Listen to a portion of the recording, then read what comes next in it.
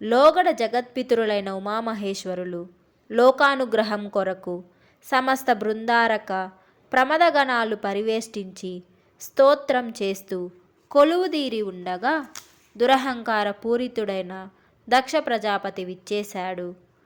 పరమేశ్వరుని మామగారైన దక్ష ప్రజాపతి రాకతో పార్వతీ పరమేశ్వరులు తప్ప మిగిలిన వారందరూ లేచి గౌరవభావంతో అతనికి నమస్కరించారు. కైలాసమునకు విచ్చేసిన దక్ష ప్రజాపతికి అందరూ లేచి నమస్కరించిన విధంగా తాము కూడా లేచి నమస్కరించడం సముచితం కాదని, అంచేత ప్రత్యుత్థానాది సత్కారాలు ఉచితం కాదని, అలా కాదని చేసిన పక్షంలో అతనికి ఆయుష్క్షీణం కాగలదని భావించి పార్వతీ పరమేశ్వరులు మిన్నకుండిపోయారే గాని దక్షునిపై తృణీకార భావంతో మాత్రం కాదు. దక్షుని యోగక్షేమాలు ఆకాంక్షించేవారు అలా మిన్నకుండిపోయారు. ఉమామహేశ్వరుల మనోగత భావం దురహంకార పూరితుడు పరమ మూర్ఖుడు అయిన దక్షుడు గ్రహించలేకపోయాడు. అంచేత ఆగ్రహం పెంపొందించుకొని పదుగురి సమక్షంలో కుమార్తెను అల్లుణ్ణి అనేక విధాలుగా దుర్భషలాడి ఆగ్రహంతో తన సదనం నుండి వెళ్ళిపోయాడతడు. లోకంలో మందబుద్ధుల స్వభావం ఇలానే ఉంటుందని పార్వతీ పరమేశ్వరులకు తెలుసును గనుకనే దక్షుడు దూషిస్తున్నా కోపకించక నిగ్రహం పాటించారు వాళ్ళు. అది మొదలు ఈశ్వరుని మీద ద్వేషభావం పెంచుకొన్నాడు దక్షకుడు. అవమాన భావం పెంచుకొని శంకరునిపై ప్రతీకారం తీర్చుకొనాలని భావించాడతడు. ఎలాగైనా అందరి దేవతల సమక్షంలో పరమేశ్వరుణ్ణి పరాభవింప తలపెట్టాడు. అందుకోసం నిమిత్తం లేకున్నా ఓ యజ్ఞం చేయ సంకల్పించి పార్వతీ పరమేశ్వరులను తప్ప మిగిలిన దేవతలను మహర్షులను స్వయంగా వెళ్ళి ఆహ్వానించాడు. పరమేశ్వరుణ్ణి అవమానపరచడం, తన ఔన్నత్యం నిలుపుకొనడం అనే రెండు కార్యాలకు ఎనలేని ప్రాధాన్యం ఇచ్చి అట్టహాసంగా యజ్ఞం ఆరంభించాడతడు. తన తండ్రి దక్ష ప్రజాపతి యజ్ఞం ఆరంభించాడని తెలిసి పార్వతీదేవి భర్త వారిస్తున్నా వినక బలవంతంగా భర్త యొక్క అనుమతి పొంది దక్షద్వర వాటిక ప్రవేశించింది. పార్వతీదేవి రాకతో ఆమె తోబుట్టువులందరూ ఆమెను అభినందిస్తూ సంతోషిస్తున్న తరుణంలో కన్న కుమార్తె అని కూడా మనసుంచుకోక పార్వతీదేవిని అనాదరిస్తూ పరమేశ్వరుణ్ణి గూర్చి నీచాతి నీచంగా దుర్భాషలాడాడు దక్షకుడు. ఇలా దక్ష ప్రజాపతి పదుగురిలో పరమేశ్వరుని దుర్భాషలాడుతున్న దక్ష ప్రజాపతిని వారింపలేక అతనికి భయపడ్డారు ఆహుతులు. లోన చాలా బాధపడ్డారు. దైవదూషణ ఏ ప్రమాదమునకు దారితీస్తుందో అని అందరూ భయపడ్డారు కూడా. కానీ వారిలో భృగువు సూర్యుడు మాత్రం సంబరపడ్డాడు. పార్వతీదేవి శివనిందకు చాలా పరితాపపడింది.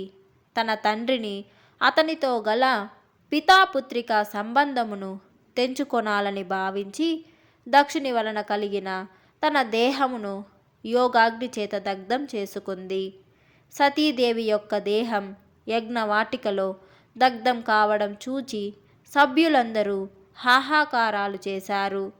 మున్ముందు ఏమి మూడగలదో అని భావించి భయపడు కొందరు యజ్ఞవాటిక నుండి వెళ్ళిపోయారు. సతీ దేహత్యాగం పరమేశ్వరునికి తెలియడం వల్ల ఆపాద మస్తకం మండిపడ్డాడతడు. ఆగ్రహోదగ్రుడైపోయాడు. వెంటనే తన జటాజూటం నుండి ఓ జటను పెరికి గట్టిగా బలంగా భూమిపై కొట్టాడు. ఉత్తర క్షణమే అందుండి వీరభద్రుడు భయంకరాకారంతో ఉద్భవించాడు. నిజంగా అతడు మారట రుద్రుడే. పరమేశ్వర ప్రేరితుడైన వీరభద్రుడు దక్షయజ్ఞ వాటికలో ప్రవేశింపగానే ఇంద్రుడు, బ్రహ్మదేవుడు, మహావిష్ణువు తమ తమ దేవరులతో పారిపోయారు. వీరభద్రుడు చేతికి దొరికిన వారినెల్లా నుగ్గు చేశాడు. ప్రాణభీతితో పారిపోయారు మహర్షులు. భృగువు, సూర్యుడు మాత్రం సజీవంగా దొరికిపోయారు వీరభద్రునికి. భృగు మహర్షిని పట్టుకొని అతని గడ్డము మీసాలు ఊడబెరికి దిక్కున్న చోట చెప్పుకో వెళ్ళు అన్నాడు. బ్రతుకు జీవుడా అంటూ బయటపడ్డాడు భృగు మహర్షి. సూర్యుణ్ణి పట్టుకొని చెంపలూడగొట్టాడు. ఆ దెబ్బతో పళ్ళన్నీ రాలి కింద పడ్డాయి సూర్యునికి. ఆనాటి నుండే సూర్యుడు అదంతుడుగా పేరుపడ్డాడు. సూర్యునికిలా దంతక్షయం కావడమేగాక అతనిలో నిక్షిప్తంగా ఉన్న శైవ తేజస్సు కూడా అంతరించిపోయింది. ఇలా తేజో విహీనుడు అదంతుడు అయిన సూర్యుడు బ్రహ్మదేవుణ్ణి ఆశ్రయించాడు. బ్రహ్మదేవుని యొక్క ఉపదేశానుసారంగా సూర్యుడు దక్షిణ కైలాస క్షేత్రం వచ్చి ముందుగా ప్రభాస తీర్థంలో స్నానం చేసి దాని సమీపంలో ఓ తీర్థం కల్పించుకొని అనుదినం అందులో స్నానం చేస్తూ మూలలింగమును తెల్ల జిల్లేడు పుష్పాలతో ఆరాధింపసాగాడు. ఇలా కొంతకాలం సూర్యుడు పరమేశ్వరుని ఆరాధింపగా శంకరుడు సంతోషించి వైశాఖ శుద్ధ చతుర్దశి స్వాతి నక్షత్ర యుక్త భృగువారం నాడు సూర్యునకు ప్రత్యక్షమై యథారూపిణిగా చేసి వరప్రదానం కూడా చేశాడు.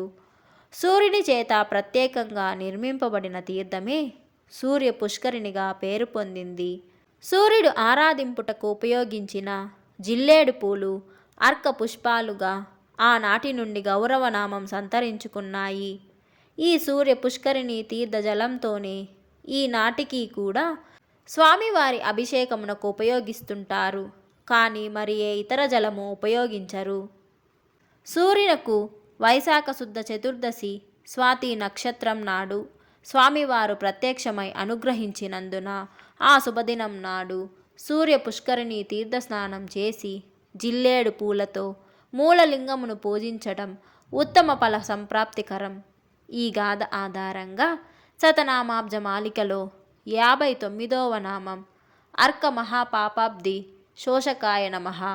సూర్యుని యొక్క మహాపాప సముద్రమును శుష్కింపచేసిన శ్రీకాళహస్తీశ్వరునముకు వందనం అను నామధేయం ఏర్పడింది.